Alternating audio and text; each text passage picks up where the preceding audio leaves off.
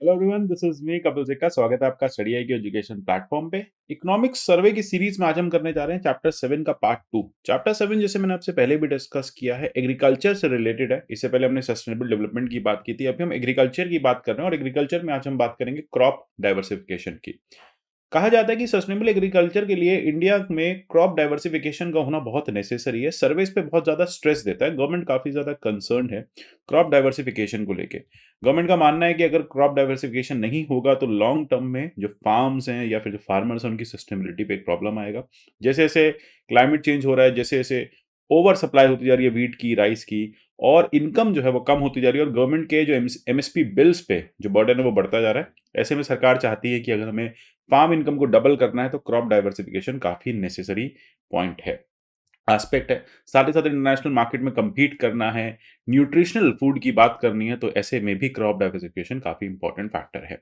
अब इस वीडियो में हम चर्चा करेंगे इसी के बारे में। आपको क्या करना है, मुझे टेलीग्राम पे फॉलो करना है @कपिल लाइव पे, मुझे आप ट्विटर पे फॉलो कर सकते हैं।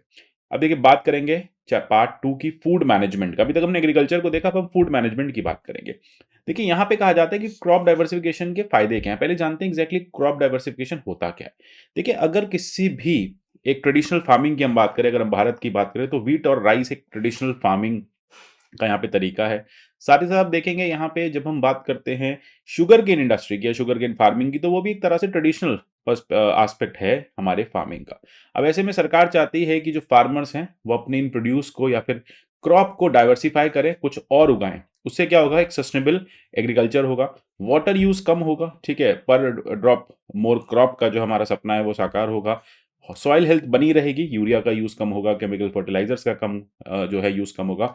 और सबसे बड़ी बात है, डाइवर्सिफाइड क्रॉप होने की वजह से भारत में जो लेटस से राइस, शुगर और व्हीट के अलावा जो क्रॉप्स हैं उसके लिए हमें बाहर से इंपोर्ट पे डिपेंडेंट नहीं रहना पड़ेगा, तो हमारी इंपोर्ट डिपेंडेंस भी कम होगी और अल्टीमेटली फार्मर्स को बेटर प्राइस जो है मार्केट में मिलेंगे। लेकिन यहाँ पे कंसर्न क्या है, कंसर्न ये कह रहे हैं कि ऑलरेडी हम इतना ज्यादा जो ये 3 क्रॉप्स पे हम फोकस करते हैं, इसकी वजह से वाटर डिप्लीशन बहुत हाई है, स्क्यूड कल्टीवेशन है, और कुछ एक एरियाज हैं जहां पे इन क्रॉप्स का काफी बेनिफिट है, लोगों की अच्छी इनकम है, और बाकी कुछ एक एरियाज हैं जहां पे पावर्टी रेट बहुत हाई है फार्मर्स के कंपैरिजन। जब मैं बात करता हूँ वेस्टर्न उत्तर प्रदेश की, पंजाब की, हरियाणा की, यहाँ पे क्रॉप्स काफी बेनिफिशियल है। लेकिन अगर इनकी देखा देखी सिमिलर क्रॉप्स को आप ईस्टर्न उत्तर प्रदेश में ग्रो करेंगे तो वहां पे आपको इनकम लेवल्स कम दिखेंगे। तो इसके लिए सरकार ने क्या क्या स्टेप लिए हैं, सर्वे इसके बारे में बात करता है। सर्वे कहता है हमने क्रॉप डाइवर्सिफिकेशन प्रोग्राम को एक सब स्कीम बनाया है राष्ट्रीय कृषि विकास योजना का। आइडिया बस यही है कि वेस्टर्न उत्तर प्रदेश, हरियाणा और पंजाब में जो कि काफी ज्यादा पैडी के अंडर एरिया है उसे कल्टीवेशन शिफ्ट करें। साथ ही साथ जो एरिया टबैको फार्मिंग में है उसको आप लेस वाटर रिक्वायरिंग क्रॉप्स की तरफ शिफ्ट करें। देखिए, जो ये 4 क्रॉप्स की हम बात कर रहे हैं, जब हम बात करते हैं राइस की तो वाटर की रिक्वायरमेंट बहुत हाई है, शुगर केन में वाटर की रिक्वायरमेंट हाई है, सिमिलरली टोबैको फार्मिंग में वाटर की रिक्वायरमेंट हाई है, तो इसकी वजह से ग्राउंड वाटर यूसेज बहुत ज़्यादा हो जाता है और वाटर का वेस्टेज बहुत ज़्यादा है।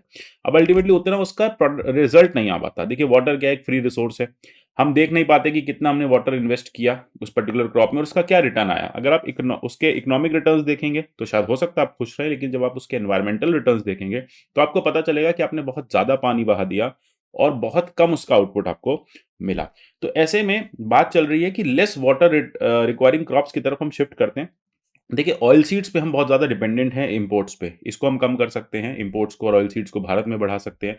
पल्सेस जो कि काफ़ी इंपॉर्टेंट है न्यूट्रिशनल वैल्यू की, जब हम बात करते हैं न्यूट्रिशनल टेबल की अपने चिल्ड्रन में, जिसकी हमने पिछली क्लास में भी बात की थी, तो वो भी आप समझिए काफ़ी ज़रूरी है रेज करना न्यूट्रिशनल स्टैंडर्ड्स। कोर्स सीरियल्स की हम बात करें, न्यूट्री सीरियल्स की बात करें और कॉटन की बात करें, तो यहाँ पे आप ऐसी क्रॉप्स हैं जो कैश क्रॉप्स की तरह भी काम करेंगी, इनकम भी बढ़ाएंगी और साथ ही साथ रिसोर्सेज पे कम से कम दबाव डालेंगी। अब इसी की वजह से एक एमएसपी रिजीम को भी इंसेंटिवाइज किया जा सकता है। ये कहा जा सकता है कि अगर आप पैडी, व्हीट और शुगर केन के अलावा कुछ और ग्रो करते हैं तो सरकार आपको ज्यादा एमएसपी देगी, तो इंसेंटिवाइज करके लोगों को शिफ्ट करना पड़ेगा। इस तरह की चार्ट हमने हमने चैप्टर 6 में भी डिस्कस किया था। वहां पे आपने देखा किस तरह से पानी को लेके काफी दिक्कत है, बेसलाइन वाटर स्ट्रेस काफी हाई है, एक्सट्रीमली हाई है। मतलब इन एरियाज में जो कि वाइडली आपके एग्रीकल्चर एरियाज हैं, जो कि वाटर फेड एरियाज हैं और वहाँ पे वाटर फेड एग्रीकल्चर है और वहाँ पे पानी अगर अवेलेबल नहीं है तो एक बड़ी चिंता का विषय है। तो ये सारी चीज़ें हमने डिस्कस पहले भी की हैं। आगे सर्वे बात करते हैं क्रेडिट की। कहते हैं देखो क्रेडिट जो है वो अभी हमने लगभग जितना क्रेडिट की डिमांड आई थी उतना क्रेडिट हमने दे दिया है। कंसेशनल क्रेडिट दिया है 2 लाख करोड़ का, 2.5 करोड़ फार्मर्स को किसान क्रेडिट कार्ड्स के थ्रू। साथ ही साथ आप देखेंगे कि यहाँ पे बाकी जो अनाउंसमेंट हम देखेंगे, अगर हम बात करें किसान क्रेडिट कार्ड के थ्रू हमने फिशरीज को बेनिफिशियरी इस बार मतलब बेनिफिशियरी बनाया है। एनिमल हस्बेंड्री के केस में किसान क्रेडिट कार्ड्स को हमने ऑलरेडी बेनिफिशियरी बनाया हुआ था और उसका बेनिफिट आपको मिल रहा है। लगभग 2.7 करोड़ एलिजिबल फार्मर्स को अब इसका बेनिफिट जो है वो दिख रहा है। आगे बात करते हैं वाटर और इरिगेशन की। लगभग एग्रीकल्चर की हम बात करें तो 80% जो है करंट वाटर यूज जो है वो एग्रीकल्चर ले जाता है। तो इसके साथ साथ अगर हम बात करें नेट इरिगेटेड एरिया की, वो लगभग 49% है। टोटल सोन एरिया की बात कर टोटल सोन एरिया का, साथ ही साथ 40% जो है वो कैनाल सिस्टम के थ्रू इरिगेशन में आता है। 60% जो है वो ग्राउंड वाटर के थ्रू आता है। तो आप ये देख रहे हैं कि हम टोटल कंजप्शन जो भारत में है पानी का, उसका 80% तो हमारी एग्रीकल्चर नीड्स ले जाती है। उसमें भी 60% जो है वो आप देखेंगे वो ले जाता है आपका ग्राउंड वाटर की नीड वहाँ पे होती है। तो इस हिसाब से आपका जो ग्राउंड वाटर का कंजप्शन है वो काफ़ी हाई है। अच्छा, इसमें कंसर्न्स क्या हैं? कंसर्न यही है कि जो रेट ऑफ एक्सट्रैक्शन है वो बहुत हाई है। जैसे कि मैं आपसे बात करूँ कि अगर हम रोज़, जैसे हमने पहले भी डिस्कस किया था, हम रोज़ 100 एमएल पानी यूज़ करते हैं, तो हमें 100 एमएल पानी रिप्लेस भी करना है वाटर हार्वेस्टिंग के थ्रू, तो वो लेकिन ऐसा हो नहीं रहा है। इनफैक्ट 100% से ज़्यादा यहाँ पे यूसेज है। दिल्ली, हरियाणा, पंजाब, राजस्थान की बात करें तो यहाँ वाटर टेबल काफ़ी नीचे चली गई है।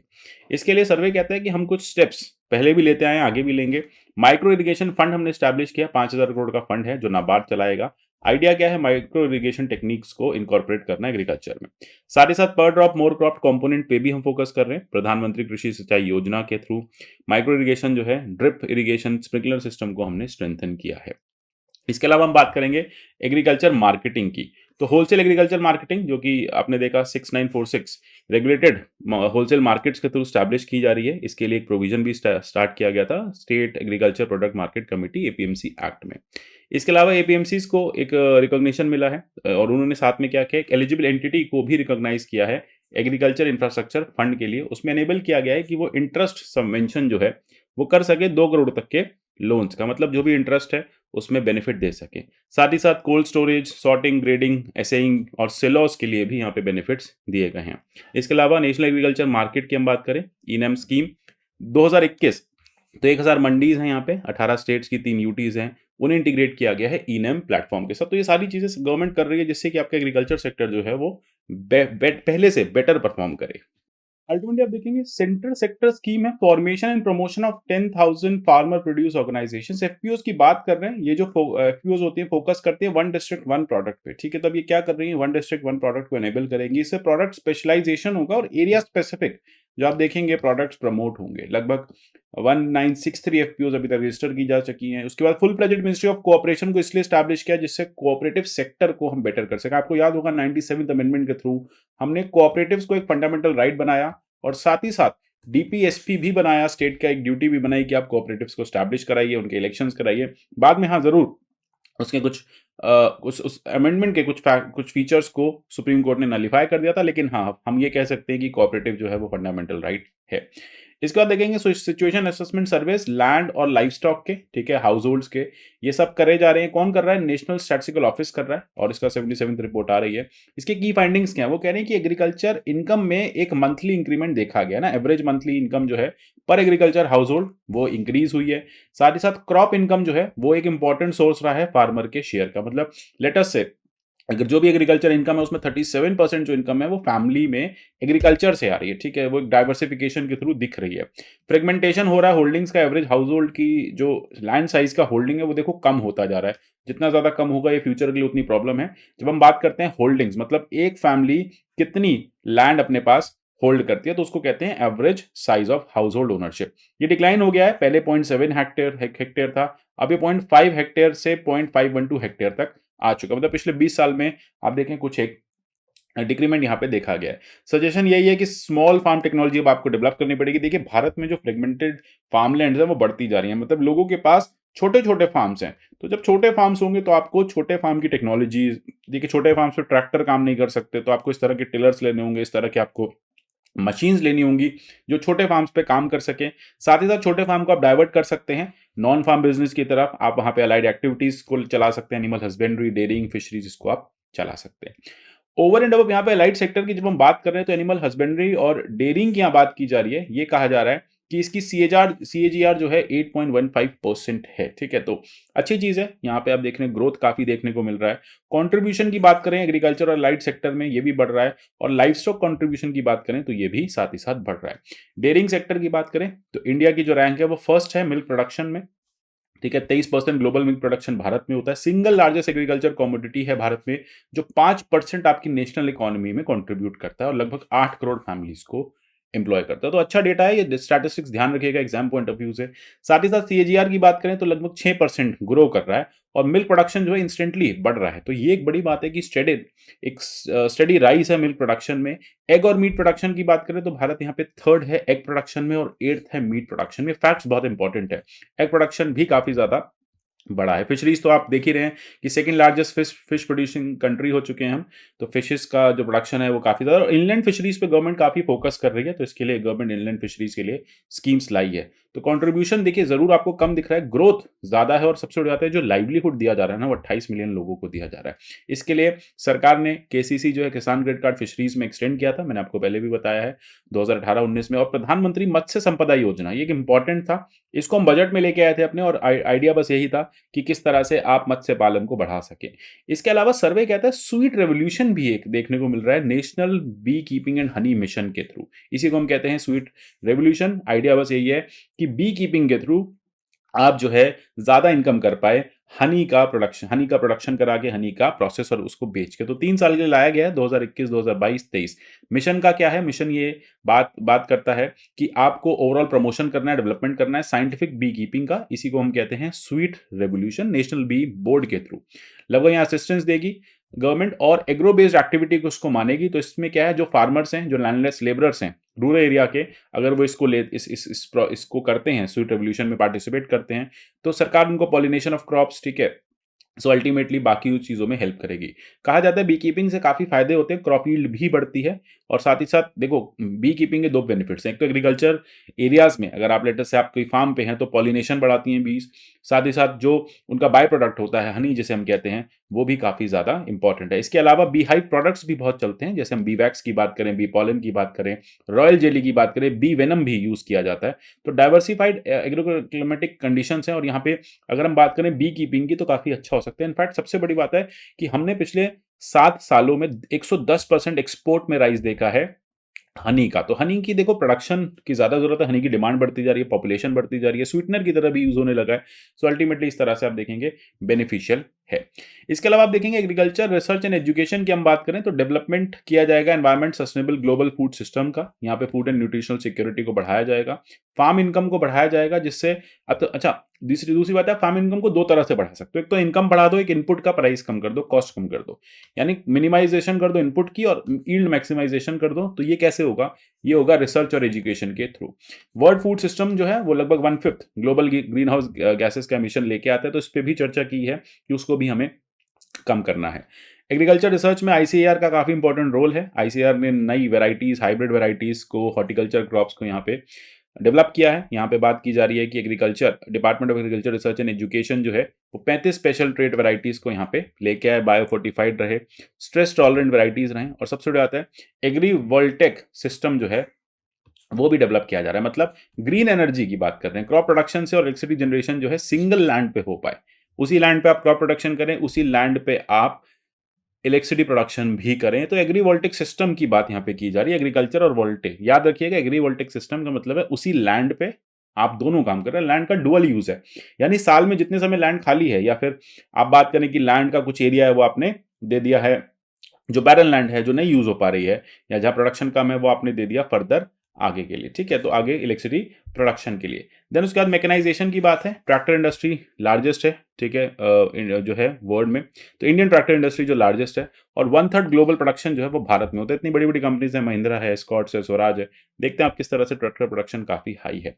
अच्छा, पेनिट्रेशन करें पावर्ड मशीन्स की तो वो लगभग 40 से 45% है। मतलब टोटल फार्म्स की 40-45% फार्म्स जो है वो पावर्ड मशीन्स के थ्रू चलाई जा रही है। इसके लिए सरकार सब मिशन एग्रीकल्चर मैकेनाइजेशन लेके आया है।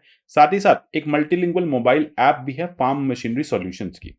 होता क्या, देखिए छोटे छोटे फार्मलैंड्स हैं, अब हैप्पी सीडर का मैं आपको एग्जांपल दूं, हैप्पी सीडर हर कोई परचेज नहीं करना चाहता, क्योंकि यार साल में उसको एक बार यूज करना है, इतनी बड़ी मशीन कहाँ रखेंगे।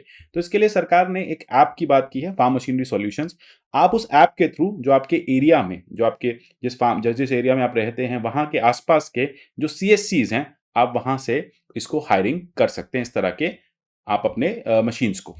आगे हम बात करेंगे क्रॉप रेसिड्यू मैनेजमेंट की। ठीक है, प्रमोशन होगा एग्रीकल्चर मैकेनाइजेशन का, इन सीधू मैनेजमेंट रहेगा। क्रॉप रेसिड्यू को आप within the farm only आप उसको खत्म करें। देखिए यही बात है हैप्पी सीडर की, मैंने आपको जैसे बात की, जो भी यहाँ पे एक्सट्रैक्ट्स होंगे वहीं पे प्रोसेस किए जाएंगे। अगली बात करता है फूड प्रोसेसिंग सेक्टर की। देखो एनुअल एवरेज ग्रोथ जो है वो 11% हमने फूड प्रोसेसिंग सेक्टर की देखी, और भारत सरकार काफी ज्यादा, सर्वे भी ये बात कहता है, गवर्नमेंट ऑफ इंडिया भी ये बात कहती है कि बहुत ज्यादा यहाँ पे शेयर जो है हम फूड प्रोसेसिंग का ला सकते हैं, क्योंकि जब तक हम फूड प्रोसेसिंग नहीं करेंगे तो हमारा जो फूड सस्टेनेबिलिटी है वो नहीं हो पाएगी। तो इसके लिए कुछ स्कीम्स भी आई हैं, जैसे कि prime minister formalisation of micro food processing in enterprise है, वन डिस्ट्रिक्ट वन प्रोडक्ट। उसके बाद प्रधानमंत्री संपदा योजना है, टमाटो अनियन पटाटो स्कीम है। ठीक है, तो ये सारी चीजें इंपॉर्टेंट है। Long term value chain development projects आप देखेंगे, जिससे इन तीनों जो पेरिशेबल प्रोडक्ट्स हैं उनके लिए सरकार काम कर रही है।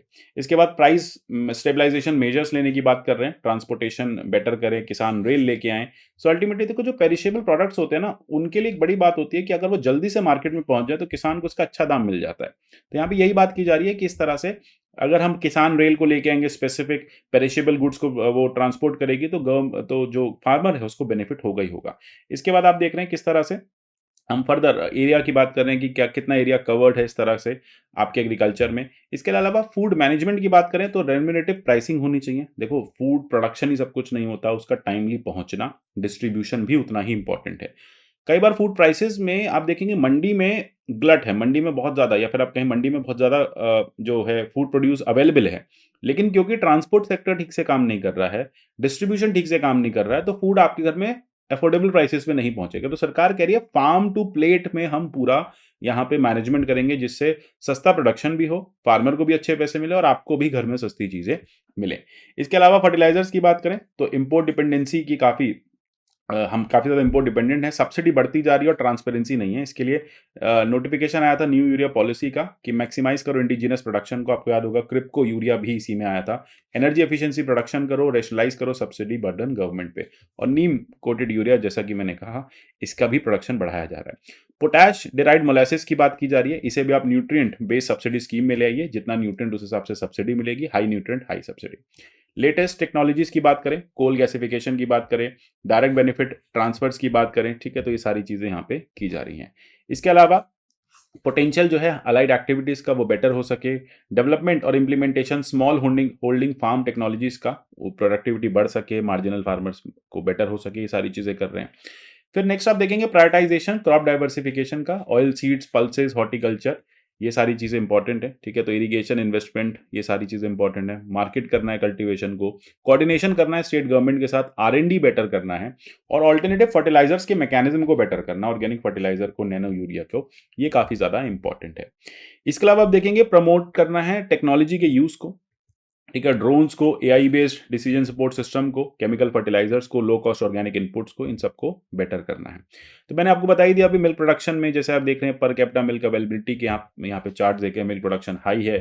पर कैपिटा मिल्क अगर पूछा जाए कभी कि मिल्क प्रोडक्शन या अवेलेबिलिटी कैसी है, तो आप देखेंगे उत्तर प्रदेश में हाई है, राजस्थान हाई है, फिर उसके बाद मध्य प्रदेश है, गुजरात, और इस तरह से उत्तराखंड, छत्तीसगढ़ में काफी कम है। One nation one ration card की बात की जा रही है, किस तरह से one nation one ration card के थ्रू जो सप्लाई चेन मैनेजमेंट है उस पर भी सरकार अब काम कर रही है। सरकार कोशिश कर रही है कि कोई भी ऐसा पर्सन, माइग्रेंट पर्सन, वो एक जगह पे उसका राशन कार्ड है और दूसरी जगह पे रहता है, तो अपने टोटल कोटा का 50% वो वहां पे कंज्यूम कर सके बिना किसी प्रॉब्लम के। इसके अलावा ओपन मार्केट सेल स्कीम की भी बात की है कि अगर बहुत ज्यादा बफर स्टॉक्स हैं, देखो OMS में क्या होता है, बहुत ज्यादा बफर स्टॉक्स सरकार के पास हैं, तो यहाँ पे सरकार उस सेंट्रल पूल को ओपन मार्केट में सेल कर सकती है, मार्केट प्राइस पे, मंडी वाले, ठीक है, जो आड़ती हैं वो उसको खरीद सकते हैं।